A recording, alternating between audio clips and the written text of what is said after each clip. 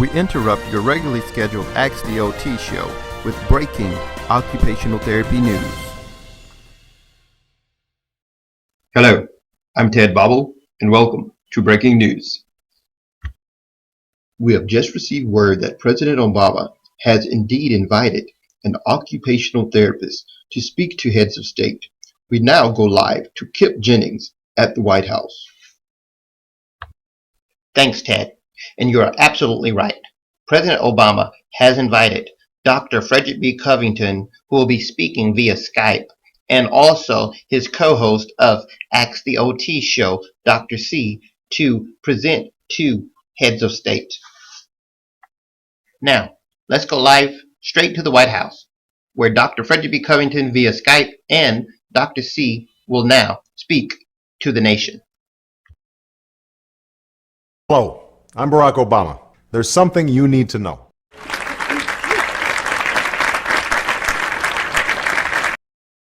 Thank you.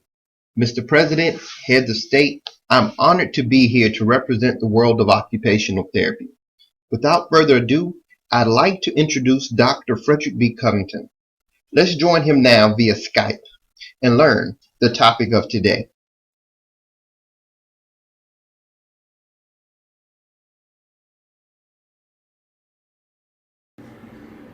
Hello, my name is Dr. Frederick B. Covington, and I'm an occupational therapist. One of the repeating questions I receive from viewers is in regards to feeding adaptive equipment. What they are, why use them, how to choose them, and what are some typical pieces. And today, we're going to discuss just that and give some examples of some that I have personally prescribed for individuals that I work with. So, what is adaptive feeding equipment? Adaptive feeding equipment is equipment used to assist with feeding difficulties and to increase independence as well as to promote normalization. These tools can include, but are not limited to, cups, plates, and utensils.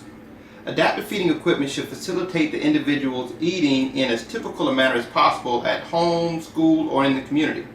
Also, adaptations should be made and prescribed based on the need of the individual. There's no one universal piece of equipment that can be used for all persons. Now, why use adaptive feeding equipment? 1, to allow independent feeding as long as possible.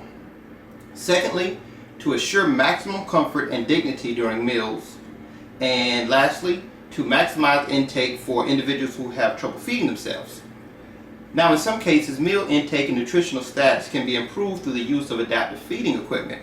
There could be noted increased strength, increased endurance, increases in overall functional levels, and the list could go on. It's the job of an occupational therapist to decide which individual can benefit from adaptive feeding equipment.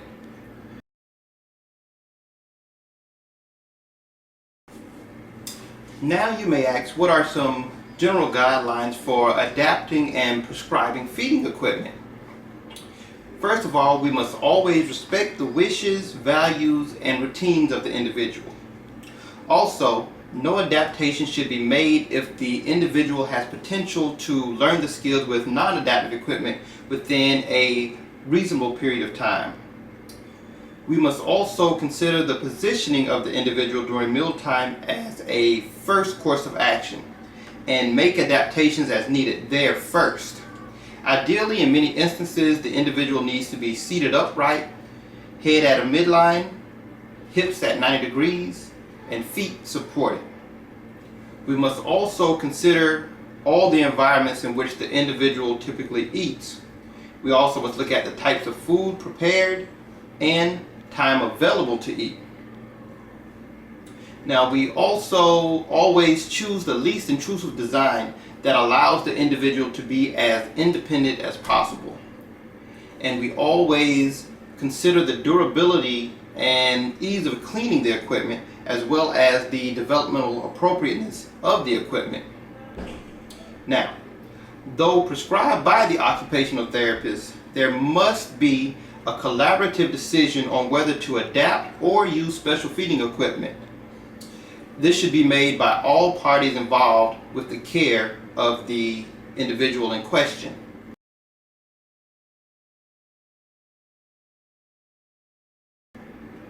Now, let's take a moment to review a few types of equipment commonly used. There's the plate guard or lipped plate. Now, this is used in cases of weakness or poor hand coordination. The next would be mugs with handles. These are used with those that exhibit tremors or weakness. You also have nosy cups or nose cutout cups. These are used for individuals with limited range of motion. Another type of cup is a spouted cup.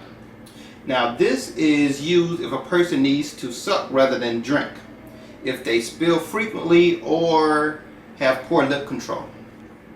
Another type of cup is cup with bases and lids, and these are used for persons that has frequent spills, poor lip control, tremors, or instability. Moving on to utensils, there's the rocker knife, which cuts by rocking rather than sawing.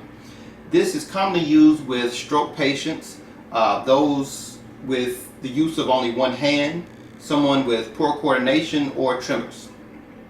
There's also weighted utensils, and these are typically used with Parkinson's patients and other conditions resulting in tremors.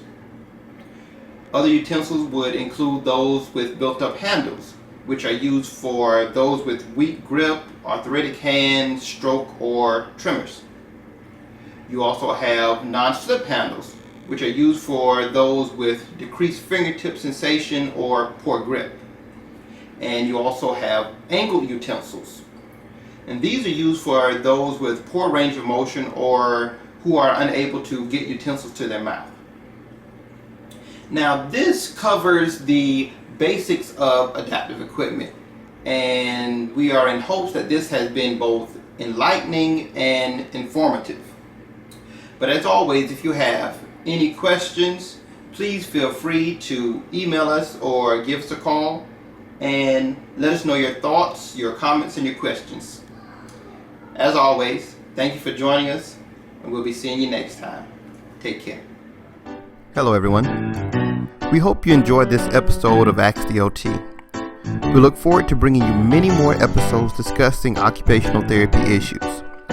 We plan to definitely continue to spread the word on occupational therapy and its importance.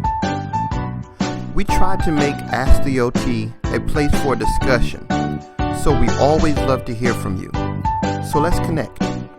Please find us on social media and tell us your thoughts or your suggestions. You can also reach us by email at askdrcovington@gmail.com or give us a call at 1-888-99-123-OT. See you next time.